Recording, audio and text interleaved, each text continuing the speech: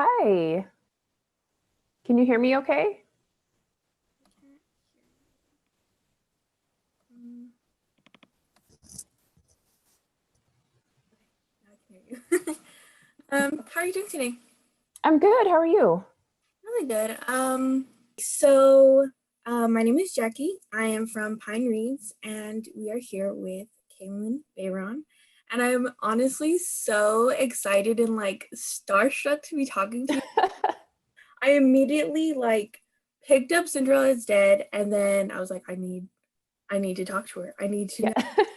know. So to get started, I wanted to ask you if you could talk a little bit about yourself. Yeah, oh my gosh. So talking about myself is always the most boring part. But I'm Kalynn Bayron. I wrote Cinderella is Dead. I write full time now. I live in San Antonio, Texas, with my family.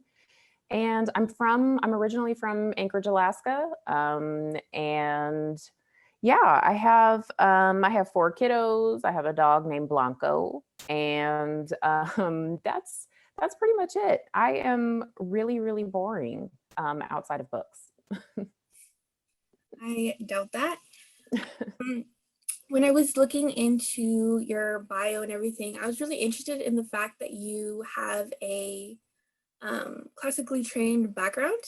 And I wanted to start off with the question about if you were to star in a musical, which one would it be? Oh my gosh. I just would love to be like a villain. So I think like Ursula in The Little Mermaid in the Broadway production of that. Like I'm all for that. And also like my favorite musical slash retelling ever is Wicked. So Elphaba. If y'all need somebody to go on the road, do some tours once this COVID situation is over, just please let me know because I will do that, no problems. Um, that would be amazing. Would you ever go into like composing a musical yourself or writing an adaptation of one of your books?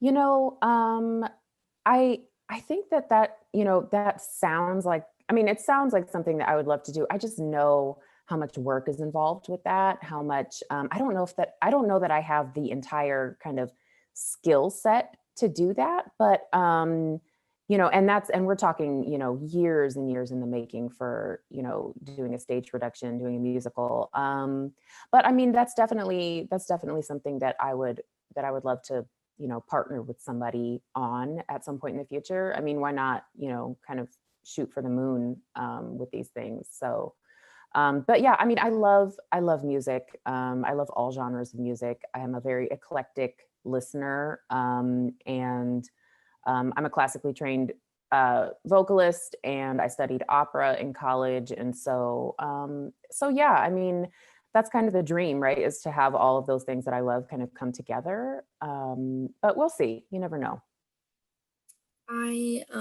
When I was constructing my questions, I was listening to your playlist that you made for Cinderella's Dead, and I was re-listening to it because I listened to it before I read the book, and I'm just like, this is just so good.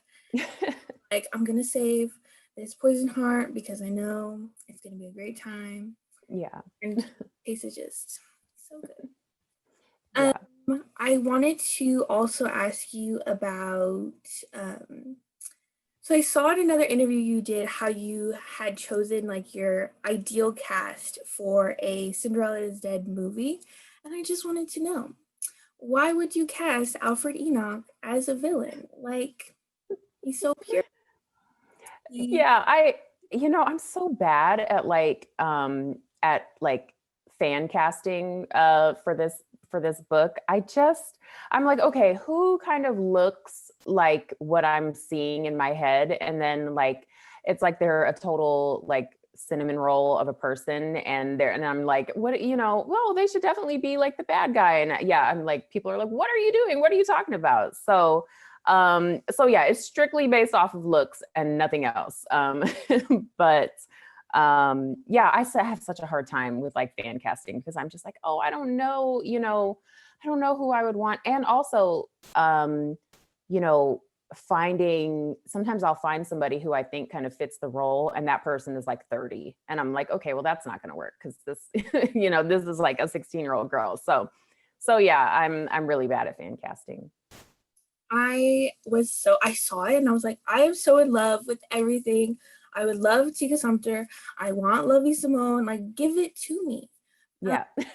Roundtable where we discussed with the other Pine Reads writers, Cinderella is Dead and Geekerella, and kind of how we love the retellings and the deconstructions of this book. And I just wanted to ask you, of the many Cinderella stories that are out there, were there any in particular that you pulled from specifically that inspired what callbacks you wanted to do? Yeah. Gosh. I think because of the way that I approached this retelling, we are 200 years after the events of Cinderella, and there have been a lot of Cinderella retellings, but so many of them follow Cinderella as the main character. I think kind of in my mind, the film version that has Brandy at the center is kind of, and Whitney Houston as the fairy godmother is kind of my, it's kind of the thing that I think about. But even then, it's still not exactly the same story. So I think that for me, the feeling of Cinderella is Dead, the overall kind of vibe of the book came from older versions of the Cinderella story that I was able to read when I was doing research, because those stories are much darker, and they're much more serious, and some of them are kind of gory. In in several versions of Cinderella, the stepsisters cut off parts of their feet to fit into the glass slipper, and I was just like, what? Like it's very kind of graphic, and so I really wanted to have that same kind of feel, that same kind of eeriness, and that atmospheric kind of dread.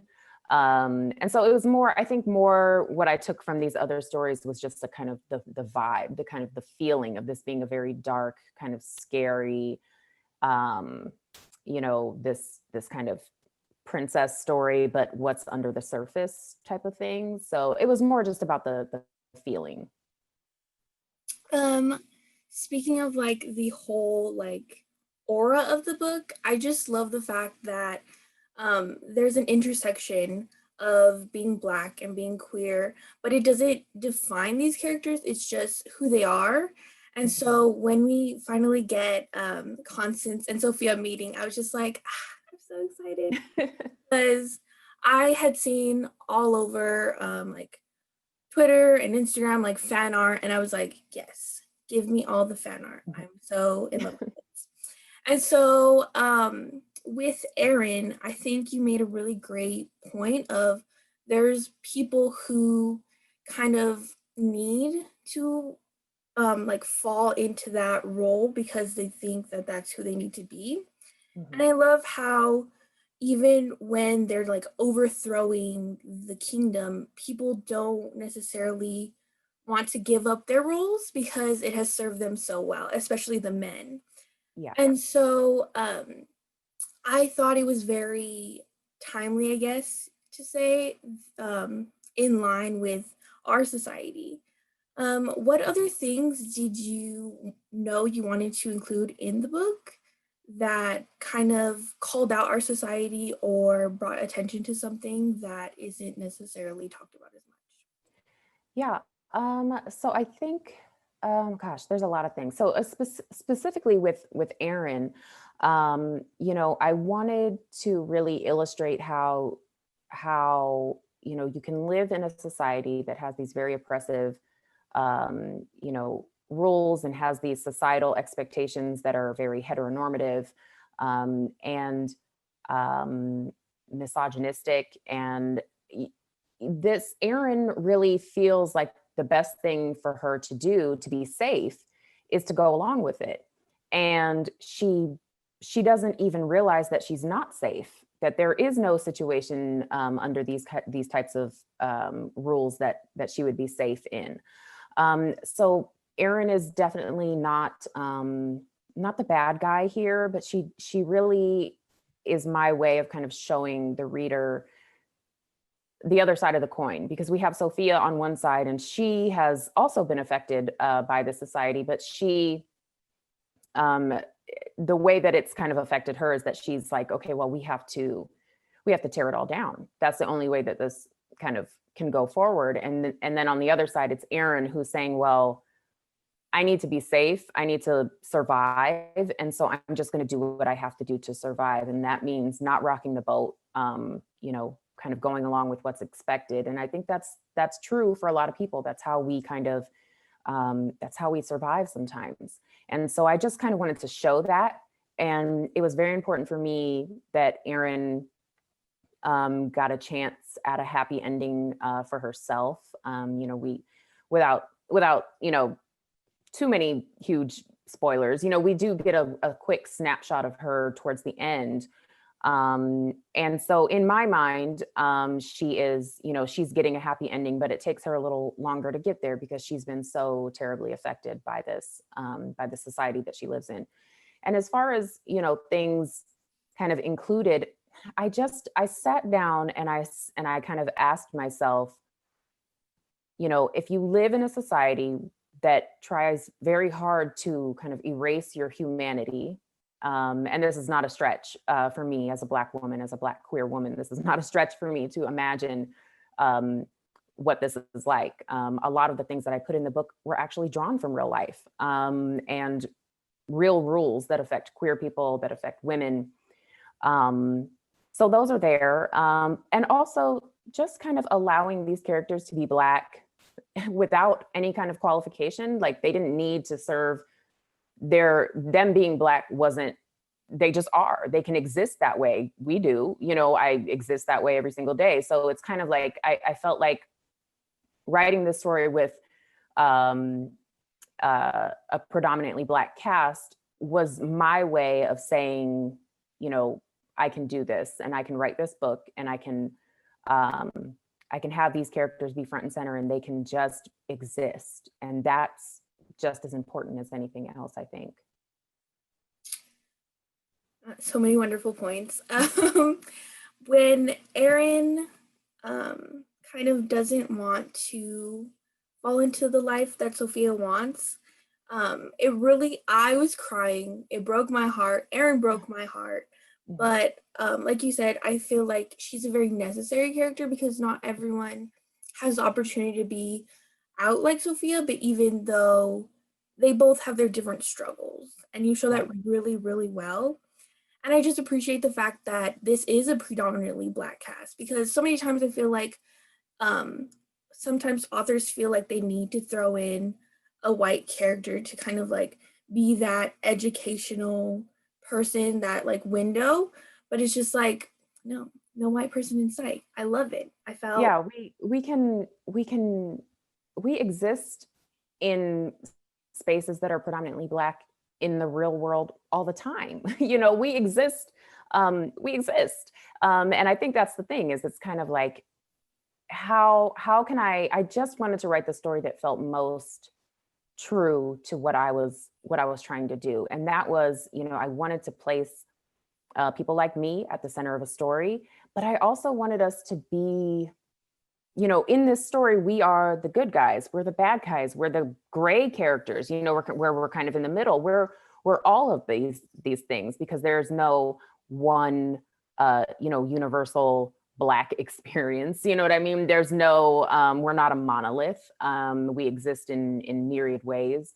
And so this was just kind of my contribution to the conversation that's going on in publishing about, who gets to tell these kind of stories, and what, especially in fantasy, YA fantasy, that is, we're still lacking so much representation there, and not just, for when it comes to race, but also when it comes to LGBTQ inclusiveness. Like and I, I just felt like I had this opportunity to kind of have these intersecting identities, have them be at the heart of this story that really is kind of this scary adventure, mystery type, fairy tale retelling, just to have us be front and center, and to, yes, address those societal norms that are so oppressive to us, but also to have us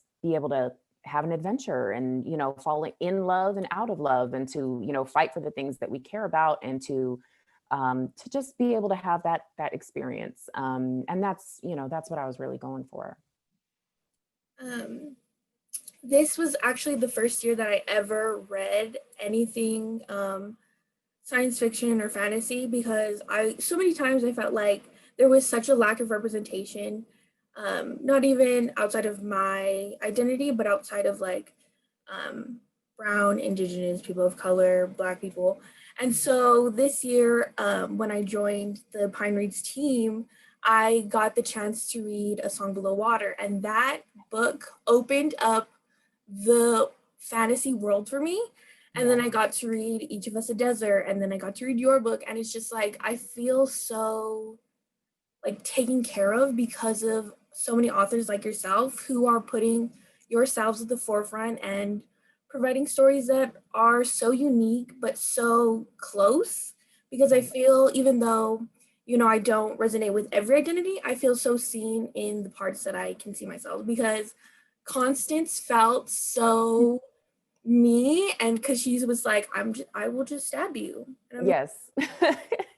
I just want to act first and then talk later.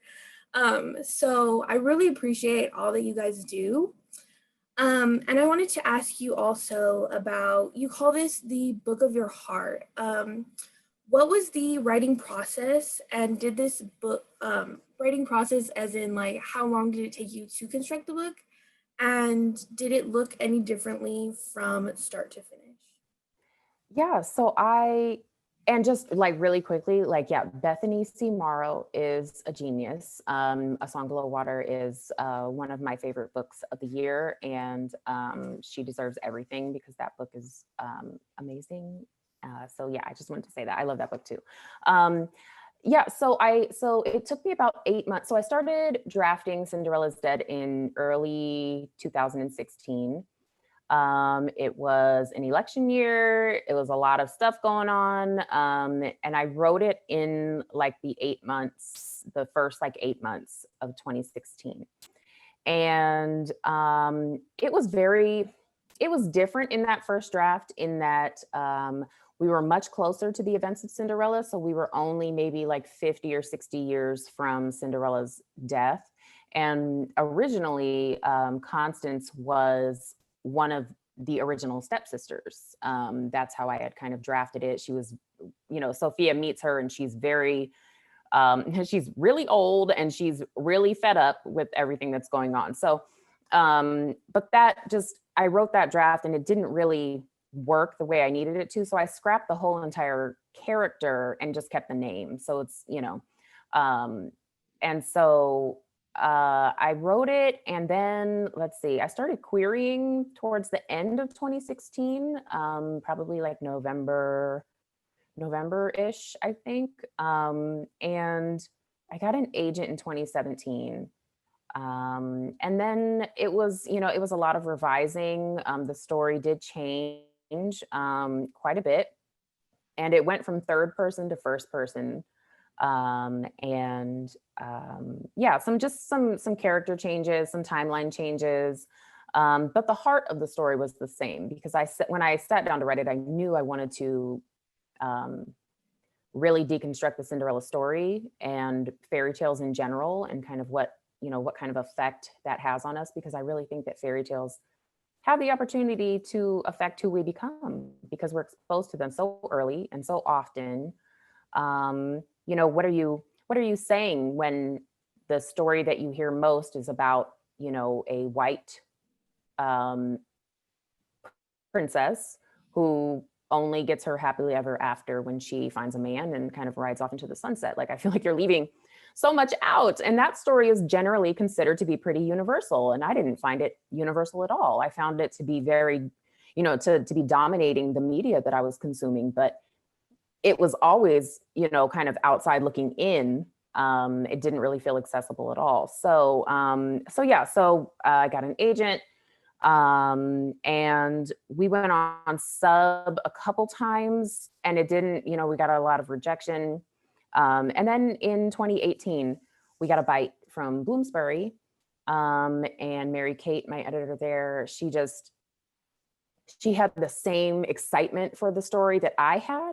And I was like, oh my gosh, this is somebody else who sees the story. I know my agent saw the story the same way that I saw it, and I saw it. And then we have this other person who comes in and she sees it the same way too. And I was like, this is perfect. So they ended up offering on it, and it's out in the world now, which feels really surreal and kind of amazing. And just, I've had a chance to meet and talk to so many readers. And it really it's a dream come true. Like you reached out to have me, come and chit chat with you. And I was just like, me, like, you want to talk to me? It just feels, it feels amazing and surreal and scary. Because I think anytime you're writing a story that kind of centers queer Black girls, there feels like an element of danger there. I know that's maybe not obvious all the time, but I do feel that, because I've had some pushback. And so but I'm not going anywhere. The story's not going anywhere. And the people who are needing to find stories like this are finding it. And that's all I could ever really hope for. I honestly want you to write every fairy tale retelling ever. Yeah. Said this to literally everyone I know. I was reading Cinderella's Dead, and I like, whenever I would put it down to like do something else, I'd just be like, guys, like, this is amazing. Just it's not Cinderella, but it is. Right. And everything you thought you knew, no, throw it in the trash. It's not. And I just can't get enough of it. I really can't wait to reread it, honestly. I think I want to try the audiobook this time. Hmm. Because when going back to Bethany Seymour, I listened to that audiobook twice because I was going to interview her, and the audiobooks always are just so good. They change Yeah. the whole dynamic of the story, I feel. And Yeah. I was wondering if you would ever do an audiobook yourself. Um, That's actually one of my goals. I would love to do that. And I listen to a lot of audiobooks, and Bonnie Turpin does the audiobook for Cinderella is Dead. And she's amazing. And I've been listening to a lot of Victor Laval lately, and he does his own, well, most of the ones that I've been listening to, he does his own audiobooks. And his voice is just so soothing, and it's like he's also reading like this really scary story, and I'm just like, oh, but his voice sounds so nice. So yeah, I Elizabeth Acevedo also does her audiobooks. And I just I could never do I don't know if I could do the story justice the way she does her stories justice, but I would love to try. I would love to try. So yeah, that's one of my goals. I'm gonna keep practicing, and maybe I'll get to do that one day. I just think it's so nice to have an author read you the story themselves, because you know with every word their intent. And Mhm. I would just love to hear you read one of your stories. I know you have a lot coming up. Mhm. And when I was looking through your past interviews, just to make sure I didn't ask you like exhaustive questions, I was so excited to find out that you are doing middle grade and picture books. And I Mhm. just wanted to ask how you kind of decide what kind of stories you want to tell for the different age groups, because I know you like horror and fantasy. So how Mhm. do you go about doing that with middle grade and or picture books? I definitely, so I as far as like middle grade is concerned, like I really want I really wanted to try, and I'm drafting, different things and just trying to see what works and what doesn't work. But I think that middle grade, paranormal, middle grade horror, is it's time to have some of that again. I think I know that when I was a kid, it was like, or when I was younger, anyways, goosebumps, scary stories to tell in the dark, those kinds of. I ate those things up. Like those were some of my favorites. And so I'm drawn to horror. I'm drawn to paranormal. I'm drawn to anything that has to do with ghosts or haunted houses or, you know, anything like that. So I think that when I sit down to kind of figure out what kind of story I want to tell, it's about like how can I take this thing that I really love, kind of like with Cinderella's Dead. I love fairy tales as a kid. Um, but how can I approach it in a way that, makes it feel kind of new and fresh. And um, so yeah, I think that in middle grade, there's definitely room for scary stories and, paranormal. As far as like picture books, um, that's a new kind of thing for me, a new avenue that I'm exploring, just because I would really like to, one day write picture books that feature, queer Black families just kind of getting to have fun and exist. And, I think, oh gosh, I'm going to blank on it now, but there's, the diversity report that comes out every year.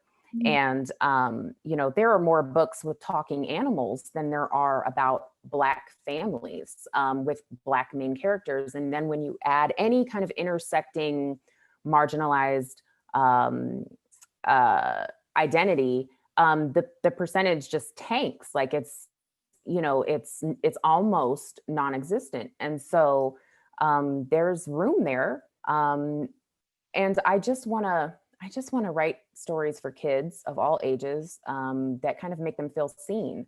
So I think that's where I kind of start, is like, what kind of story can I write, that's going to make someone who picks it up feel kind of seen and held by the work. And I feel like I can do that across age categories.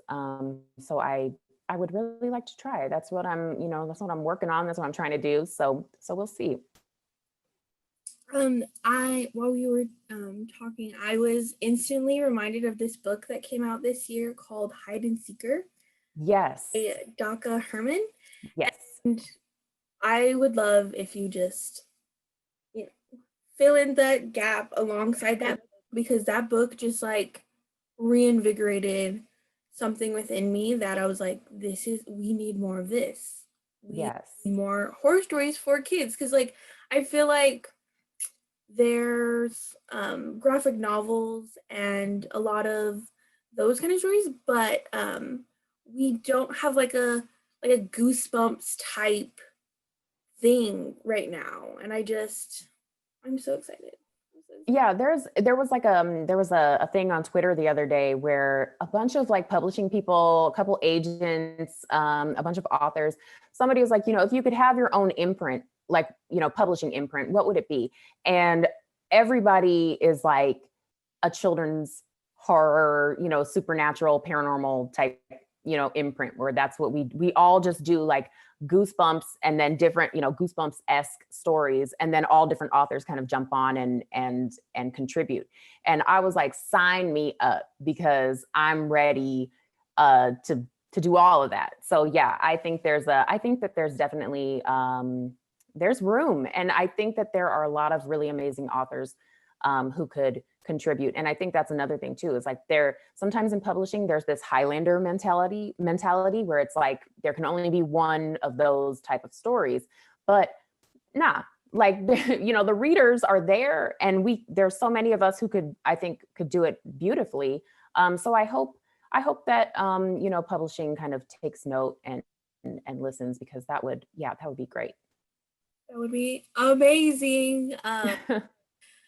I noticed that Cinderella's Dead is not necessarily your debut book, and I wanted to ask about how this experience in traditional publishing has been different from your self published work, and what has been kind of like the best part of it all. Um, even Yeah. though you kind of debuted this book during COVID. Yeah. Oh my gosh. Yeah. That's a whole story. Yeah. But I, so yeah. So, Cinderella's Dead is my first traditionally published book. And I did do some self-publishing, before. I think that, I think that sometimes, self-publishing, like it's a lot of work. I have a lot of respect for authors who self-publish because it's so much work and you're doing everything, you're doing so much on your own. You're doing promo marketing. Um, and so it's a lot of work. I don't think that those stories, I don't think I should have published those stories. I think that it was more just me kind of feeling like I'm not going to get a publishing deal, a traditional publishing deal. Like I was part of a lot of, writers groups, and unfortunately they were pretty toxic spaces to be in. But I think I kind of internalized this this idea that, like, if I wasn't writing about like straight white boys and YA, that like I wasn't going to get published. And so I kind of took that to heart. I did, a retelling of like a Peter Pan type story. And it just, I think I was trying to write in a way that was, I wasn't really thinking about what I wanted to write. I was thinking more about like, is this what's going to be, is this what people are going to want to read, and I don't think that that's where you should start. I think that definitely comes into it at some point, but with Cinderella it was more like, I'm going to write this story because this is the story that my younger self needed to see, needed to hear. And so I wrote it for me. I wrote it, for that younger version of myself. And um so yeah, it's a big difference. And I think that for me, traditional publishing is just what works. But it's not like that for everybody, like I said. And there's some amazing self-published authors whose work is just amazing. And I don't want to take away from that at all. But it just, this is kind of my path, and it's kind of, the one that I'm on. It worked for me. But debuting in the middle of COVID, um, there were a lot of plans at the beginning of the year for Cinderella is Dead that just got upended. And so I definitely in the beginning kind of sat down and cried about it. But it was pretty obvious that this was not a situation that was going to get better anytime soon. And so I said, okay, I just have to try to make the best of this situation. So I just did everything in my power um, to learn how to use Zoom, and to try, to encourage other people to, you know, to kind of, who also had books coming out around the same time. We kind of, you know, came together and we were like, okay, we have to support each other. We have to figure out what we're going to do because this is not going to change. So let's just figure it out. So I think we're rolling with it. We're still rolling with it. Like, we are trying so hard to just make the best of it. But Cinderella has found its audience, and it continues to find its audience. So I don't, you know, I feel like things happen, for a reason, and what's for you is always going to be for you. So I just try to make the best of the situation. And yeah, it's been a challenge, but Cinderella's out in the world and it's finding readers, and I'm very, very, I'm very, very happy, with how things have gone so far, despite the terrible kind of circumstances. How did you feel when you saw that it made the indie bestsellers list? Because I was just like, yes. Yeah, I Wow.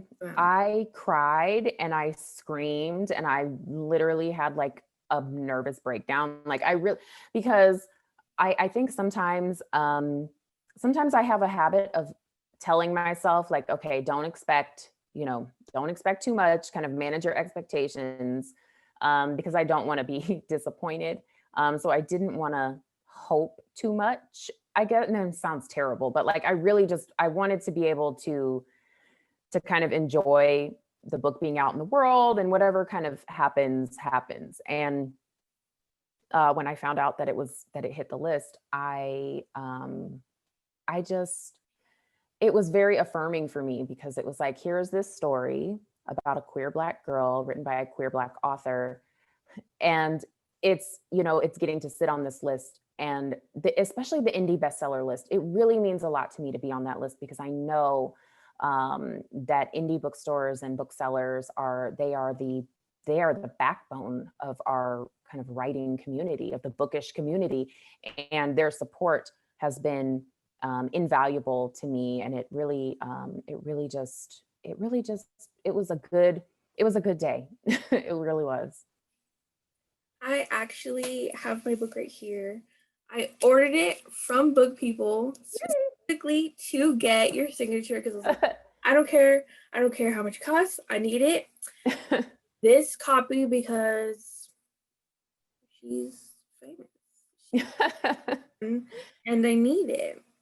But yeah, I've been really about like supporting indie bookstores because they just offer so much, and it's so exciting, like ordering across, state lines, and you wait for your book and it comes here and it's beautiful and you're just like, I supported this author and I supported a business that, supports this author even more than any big business would. And so, yes, I fully Yeah. believe in indie bookstores. Yes. As we've been in quarantine for about a year now, Mm-hmm. what have been your kind of favorite things to do slash read during this time, and what have been your favorite kind of books, shows, music, anything? Yeah. Gosh, I know it sounds kind of counterintuitive, but I'm a horror fan anyways, but I've been taking a lot of comfort in kind of scary books. So I've been reading a lot of, oh my gosh, so a lot of Victor Laval. The Changeling I've read before, but I reread it and then I reread it again. So that book is just, I don't even know how to explain it. Like, I gush about this book all the time because it's just so amazing. What else? Mexican Gothic by Sylvia Moreno Garcia. I've read that twice. It's beautifully written. It's scary. It's just, oh, I just love it. What else? Rereading lots of Shirley Jackson. Who else? Tanana Reeve Dew. And, some Stephen King in there, every once in a while. Yeah, I've been reading a lot of horror novels. I don't know why. It just makes me it's my coping mechanism, I guess. I've been watching Lovecraft Country that just finished up. And gosh, what else? I've been reading, I just finished Grown by Tiffany D. Jackson. I see you've got it behind you there. And Legendborn, I see you've got that back there too by Tracy Dion. All of these amazing authors that I've had the privilege of being in community with are just, they're putting in the work. They're doing the damn thing. They are really setting the bar really high. I'm like, can y'all stop being so amazing for just 1 minute? But no. So yeah, I know some people have had a hard time kind of getting back into reading, but I've really taken refuge there during this time. So yeah, and I probably have watched Shrek the Musical 27 times. Like, people don't even know this thing exists, and they should, because So good. it's Good. good. Like, you need to make it that good. I honestly love gushing about books. When it came down to like, okay guys, what are we reviewing? I was like, okay, Cinderella's dead, Grown, Punching the Air. Nobody else can have them. It's mine. They're mine. And so I was just so excited to just like get the opportunity to be like, oh, these are my favorite authors. Well, I guess I'm just gonna read them because you need me to read them anyway. Yeah. Also, as a horror fan, what books would you recommend for someone like me who would like to read horror but doesn't know where to start? Oh my gosh. So I mean, I would definitely, so Mexican Gothic is an adult book, but it's so kind of quietly scary. It's not really about like, you know, jump scares as far as like books are concerned. It's much more subtle, which I think, for part of the book anyways, that which I think makes it scarier for me. And I love that. I love a book where I'm just like, I don't even want to turn off the lights afterwards. I'm like, we're sleeping with the lights on. I love a book that kind of evokes that feeling. Also, The Changeling. So Victor Laval is a freaking genius. And I just don't like, I read The Changeling and I had to put it away and come back to it and reread it multiple times because I'm like, how did you manage to weave this story together? It's equal parts fantasy, scary story, mythology, in a contemporary setting. So I would definitely recommend that. And then also like, gosh, what else? I think Shirley Jackson is, the queen of Gothic horror. I would definitely recommend anything by Shirley Jackson. And yeah, what else? What else have I been reading? Oh my goodness. I have this book. Um, this is like the OG vampire story. Like this is pre-Dracula. It's hella queer. And this is edited by Carmen Maria Machado. So definitely I'm rereading this. Definitely check that out. So yeah, so many different things. I love book recommendations. That's my favorite question to ask authors because I feel like so many times we get asked like, what kind of books do you recommend? And it's like, yes, give me all the recommendations because you guys read a lot, you study a lot, and so it's always so fun. Um, a question I also want to ask is what was the first YA book specifically that you felt represented? And what was the first YA book or kidlit book that made you want to write in the kidlit genre? Hmm. Um,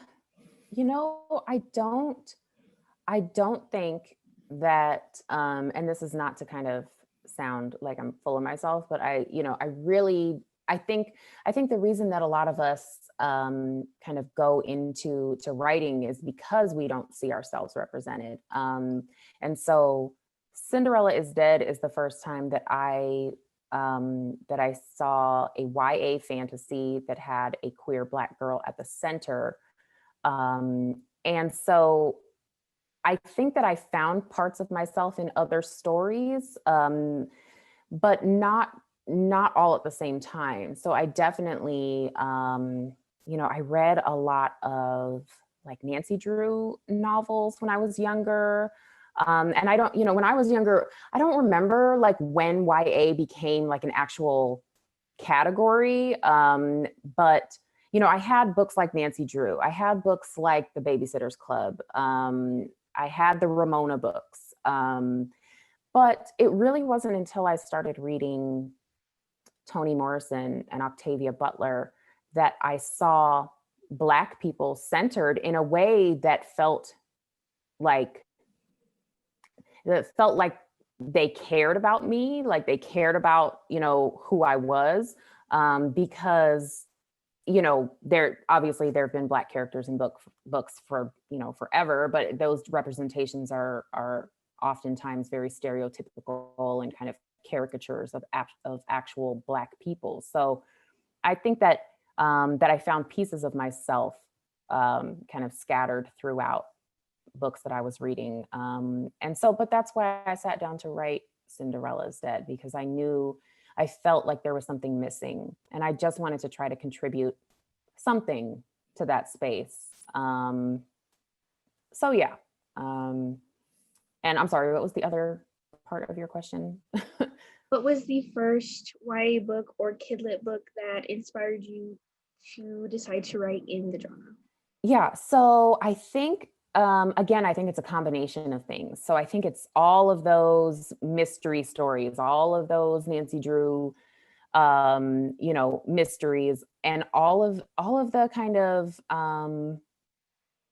kind of books where it's like, girls getting together to kind of solve a problem, or they're getting together to form a babysitters club. All of those books that kind of showcase girls getting together for an objective, to go after a goal, whatever that goal is. And then of course my love for Toni Morrison's work, Octavia Butler's work, Zora Neale Hurston's work, and those are not children's literature, but those kinds of things. I was like, well, we can bring these kind of varied portrayals of us into the YA space, and so that's kind of where it came from. It was multiple different things and different books.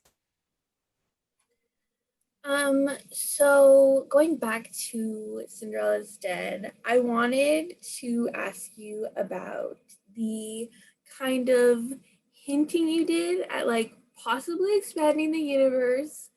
I don't want to spoil what it is, but if you know, you know.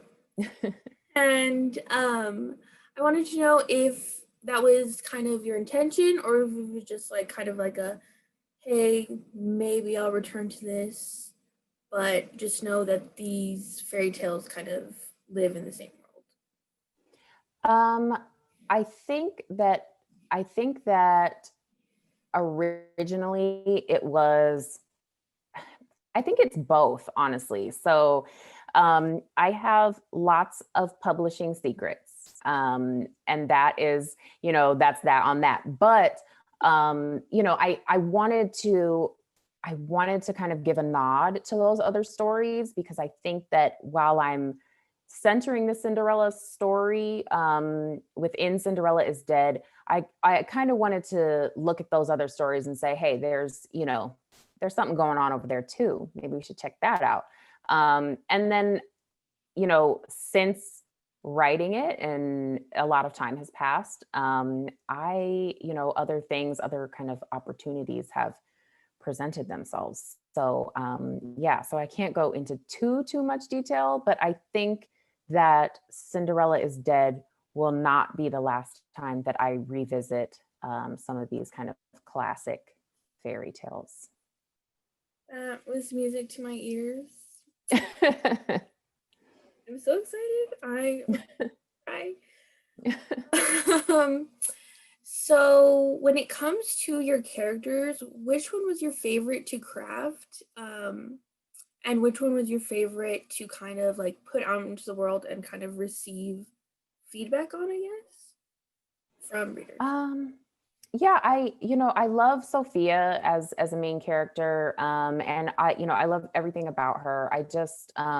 But I did have a lot of fun writing the other side characters. Like I loved writing Constance, because Constance is just, she is, like a fight or flight does not really exist within her. It's like fight or fight harder, for her.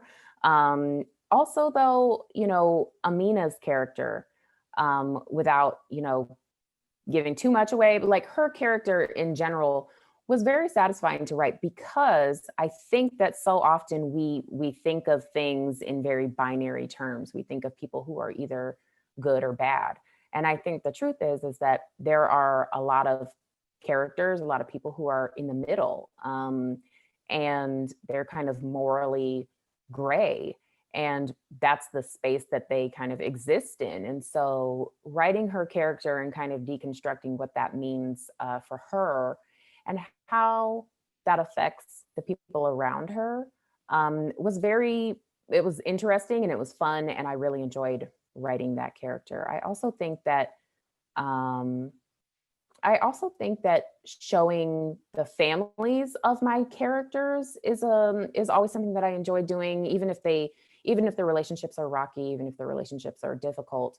I enjoy seeing parents in YA because I think that sometimes we don't see them. They're not present, and that serves a function because we kind of need these YA characters who are, 15, 16, 17 years old to have agency, and they can't always do that when they're in the presence of their parents. And also, I think it's another kind of dynamic when you're talking about families. Like, I know there's no way that, that I'm sneaking out the house and being gone for 3 days when my dad is, living under the same roof. Like, it's just a different dynamic sometimes. And I don't think we get to see that all the time in YA. So I really enjoy writing people's parents and their siblings, and kind of exploring, kind of fleshing out those relationships, because those are important. So yeah, I think each character serves a purpose and has, I've spent a lot of time with all of them to make sure that I, know them inside and out, and can, that they're contributing to the story in a meaningful way. So yeah, I love them all. And Luke is my, sweet cinnamon roll baby child, and I love him dearly. So I would like to, maybe give him a chance to kind of take the reins, in a story, maybe sometime in the future. So we'll see. But yeah, I love them all. I would love a Luke spinoff, Yeah. like a Namina backstory where she's just Hmm. visiting other kinds of fairy tales and just seeing that complexity of her character. And I just love the addition of her because she was so kooky, and she Hmm. reminded me of the witch from Brave. Yeah. Like, Yes, she like plays by her own set of rules. Like, she does not, but she's also just so deeply like flawed, as a person. She just thinks like, oh, I can just kind of hide in the woods and I'm, it doesn't even matter. But it's like, it does matter. And so yeah, she's hilarious to me. And I had a blast writing her. you mentioned the complex family dynamics, and that is something that I loved so very much about this book, because with so many times we see like step siblings and like mixed families very rough and like not having a connection, but we see that Cinderella and her step siblings and her stepmom have that love between them, and I just appreciated that so much coming from a family with that kind of mix. Hmm. And the fact that we get not only Sophia and Constance kind of fighting the governmental patriarchy, but they have to fight the patriarchy in their own homes.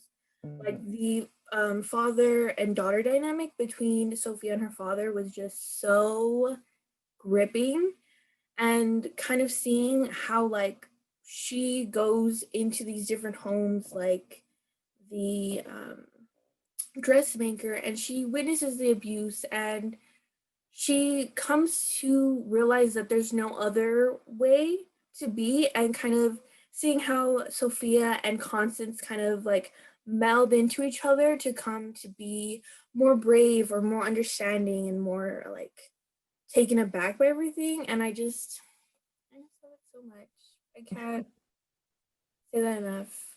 And I wanted to know if there was anything that inspired kind of the way you wanted to go about the, I don't know how to say this, like the way they go about kind of interacting with their parents, because even though they're young, they still take on those roles of, I don't know how to say this, because I don't want to say that they're adulting, because I feel like you said, teens have so much agency and teens deal with so much that it's not like, oh, they're suddenly like dealing with this, now they're adults, because teens deal with abuse and deal with Hmm.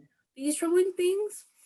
So I just want to know how you went about making sure that this was mature but also notable to teens? Yeah, I wanted to I wanted to kind of acknowledge that as teenagers, and I know that this specifically applies to me when I was a teenager. Sometimes we have some really heavy things um, put on us. We have burdens that we carry because of family dynamics, because of financial situations, because of you know there's so many reasons why. Um, I had my oldest daughter when I was a teenager, and you know, I that didn't suddenly make me an adult, but I had some very adult responsibilities then. And so I think that I wanted to acknowledge that even if you are, a teenager, that you can still be shouldering these burdens, and that your your parents sometimes our parents fail us, and I know that that's a difficult thing um, to kind of express. But I think that sometimes those burdens are necessary, and sometimes they're completely unnecessary. And I think that I wanted to highlight, especially with Sophia's parents, her father loves her dearly, but he still allows her to be harmed by this society that they live in. And he feels the pressure of it. And he says, he tries to convince her that you just have to make yourself small. That's the only way to survive. And he thinks he's doing it out of love to protect her, when really he's hurting her even more, and in a way that feels much more personal because it's her father. And her mother is also dealing with the effects of this society. She doesn't even have a voice. She is silenced. And then we have the seamstress and her family dynamic, and Sophia gets to see that. And I think I also wanted to kind of show that things that go on behind closed doors are in fact not going on behind closed doors. Lots of people know about them. It's an open secret. And people do not step up. People do not protect um, women, especially Black women. And then we go into a household like Liv, where Liv's parents love each other dearly. They don't want their other daughters to have to be subjected to these rules, but they feel completely lost. They don't want to follow the rules, but they don't know what to do. So I wanted to kind of show all these different angles, and how, this very patriarchal, heteronormative society hurts everyone. It's not just about the damage it's doing to women, even though that's a huge part of it. It is affecting negatively every single person. And so it was just really important for me to shine a light on that, and to have a girl who is very young, but has lived her entire life under this system, be the one to kind of say, okay, enough. It's and her making that decision kind of is like a domino effect. Other things kind of fall into place. And I think sometimes we feel like, well, I'm just one person, I can't make a difference. But we all every single day have choices to make. And you see her father making the choice to go along. You see her mother making the choice to go along. You see the people who are in the marketplace, who see Erin's face after what has happened to her, what has very clearly, she's been abused by her partner. They see it, and they make a choice not to say or do anything about it. So it's all of these small choices, these individual choices, that create this situation. So I guess I just really wanted to show that you could make a choice that's different than that. You could make a choice to change things and to do your part. And if we all do our part, we can make a difference. I think with books like that are not necessarily contemporary, we get the question of what are you trying to teach readers? But I think that's not something that we should ever ask an author, because you should be allowed to just kind of like, I wanted to write a Cinderella retelling and that's what I'm going to do. But I think you do the queer black girls dismantling the patriarchy, and then you do so much more than that, because you're like, I'm going to call out misogynoir, I'm going to call out complicity, I'm going to call out all these things. And the book is so layered. And I wanted to know if you ever kind of use your kids to kind of level how you're reaching readers, because I know when I'm writing, I want to put it in the hands of the kids closest to me. Um, so did you do that at all? Yeah, I let my oldest daughter read it every time I made a major change. I let her read it, and she's very, she's the best like beta reader ever. She just, she'll tell me like, how she really feels about it. And I think that for her, she was I think that she saw um, what I was trying to do. And like when I kind of ask her about it, like, okay, so, what do you think I'm trying to say here? Do you think that do you think that it's too preachy? Do you think that it's too, uh, just like I'm in your face trying to tell you what to do? Or does it feel more like a question, which is what I want. I want you to see something that I write in the book and I want you to say, oh really, like why is it like that, you know what I mean, what what's going on here, because the question is the thing. It's like, you know people in this society have failed to ask the question, well, do we have to continue to live this way? Everybody around us is being hurt, and um uh can't is there another way? People just assume there is no other way. They didn't want to ask the question. So yeah, so I think giving it to readers who are in that same kind of age group that I'm writing for is really important. And she was, let's see, she was 16, 17 at the time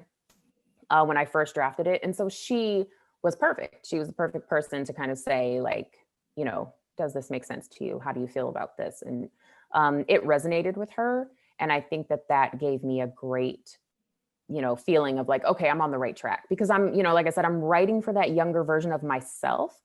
But it's going to go to other people. There's going to be other people with different life experiences, different kind of, whatever you bring to the table, you're coming, to this book with that. So, yeah, so I definitely use my kids to kind of bounce ideas off of. And my son is rereading it.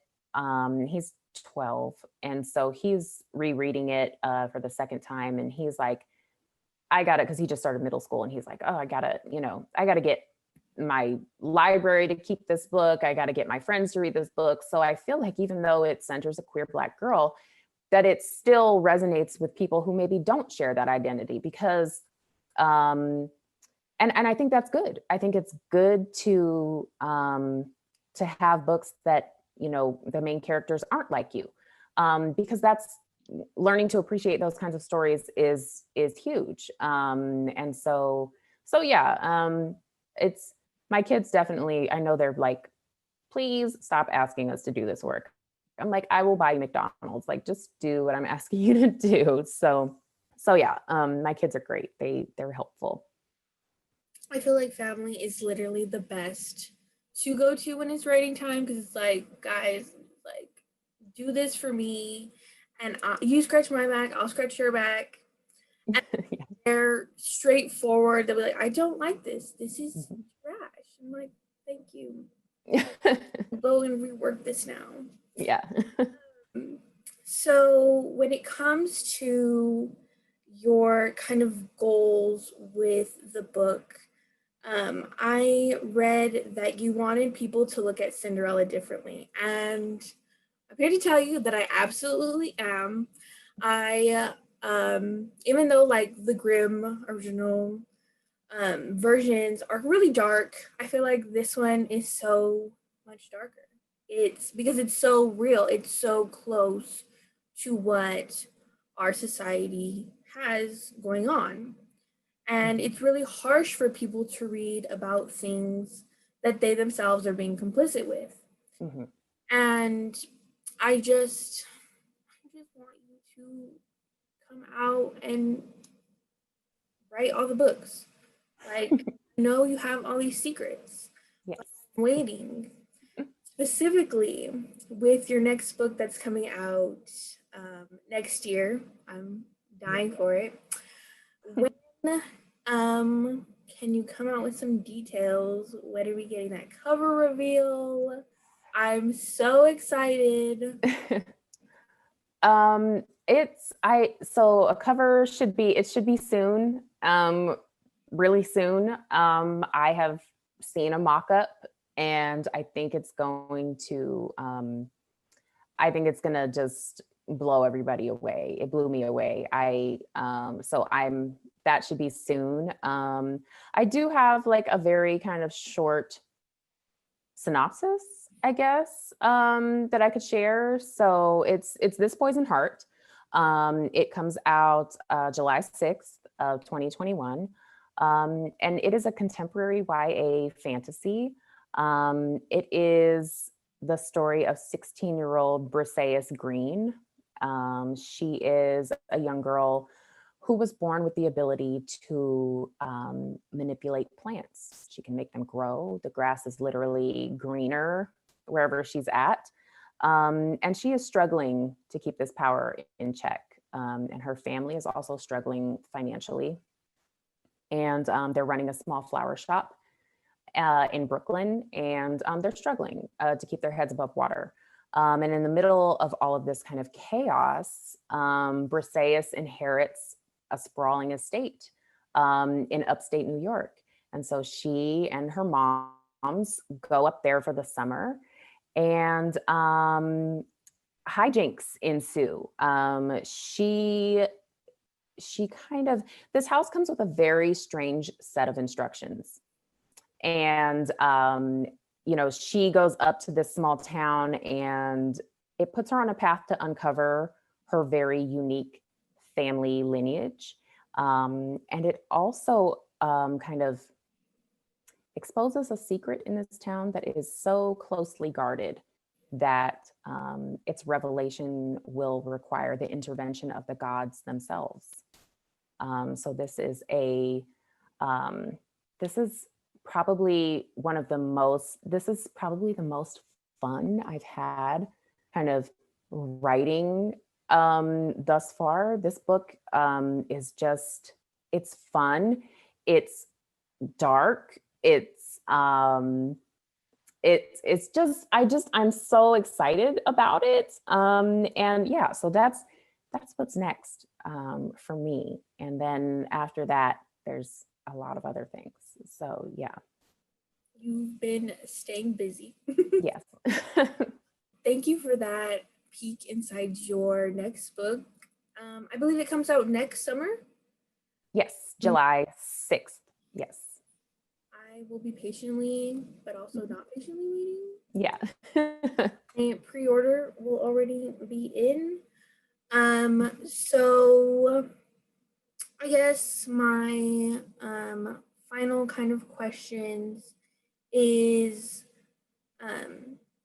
I read that you love the retelling of the Three Little Pigs, and I absolutely adore that book.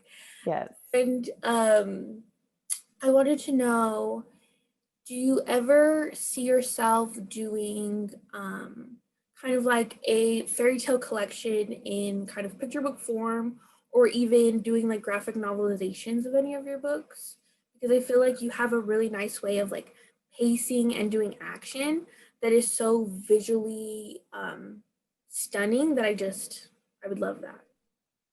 Yeah, I definitely I'm one of those people who when I'm drafting, when I'm writing a book, I see it like a movie. And I think that that has a lot to do with, my musical theater background. I just, things are very visual for me.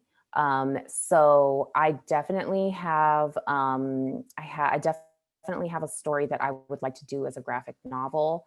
And I'm trying my best to learn the ins and outs of writing a graphic novel, because it's a different kind of thing. And so that's something that I'm working on. And I think that I would really like to, at some point, um, I think I would really like to create a collection of children's stories that are brand new. I know that sometimes we love a retelling. I know I do. But I think that it's okay for us to kind of, you know, make a new way. And so I think I would really, really love to create a collection of fairy tales um, that center marginalized people, marginalized kids. And I don't know if I would do that, alone or in collaboration with other authors, but that's definitely something that I think about quite often, because the collection of fairy tales that I had when I was a kid was everybody was white. It was everybody, it was Snow White, it was Cinderella, it was Rapunzel, it was all of these, and nobody that looked like me, and everybody wanted a Prince Charming, and so I think I'd like to kind of create something from the ground up that is different. And so yeah, I would love to do that. Are there any authors that you would love to team up with, either in an anthology or kind of what we're seeing now in YA, where it's like a team up of two authors where they do dual storylines or anything like that? Yeah. Oh my gosh. So Danielle Clayton, author of The Bells, I would love to do, because her fantasy writing is so beautiful and so visual. So I think that would work really well. L.L. McKinney, the author of A Blade So Black. Um, who else? Oh, anybody. Like I Karen Strong is an amazing author, middle grade. I would be honored to do anything with her. So yeah, so there's, oh my gosh, there's so many, and I know I'm leaving people out, but yeah, I just think that we have such an opportunity here to really create, a new way of looking at children's stories, and just, our kids deserve these stories, and everybody deserves these stories. I think there's a lot of great opportunity here in publishing. The tide in publishing seems to be changing a little. It's very slow progress, but I think that we're making some good strides, and building on the work that the people who have come before have kind of laid the groundwork for. So yeah, I think I would love to collaborate with authors like that. That would be amazing. I'm gonna keep a lookout for your guys's imprints. Mhm. I'm manifesting it. I I love doing this interview. Thank you so much. Thank you for having me. Is there any events that you have coming up or things you want me to link? Let's see. I'm at Kalynn Bayron on all the social media. You can also find me at my website, which is www.kalynnbayron.com. I have an event on Tuesday, the 27th at 8 p.m. Central Standard Time, with Rediscovered Books. And there's a bunch of stuff coming up. I have a calendar on my website that has all of these events listed there. So yeah, so that's what's coming up for me. And also on my website, there's instructions on there if you want a signed book plate for free. There's a way to submit a form for that on my website, and also there is an address for snail mail. So if anybody likes to actually write, you can write to me and I will write you back. It might take me a little while, but I write everybody back. So That's awesome. The book plates are actually so stunning. I love the art on them. I also want to shout out your Instagram live kind of author chats because I personally love them. I want everyone to check them out. And yeah, thank you so much. This was a wonderful time. Yeah, thank you so much for having me.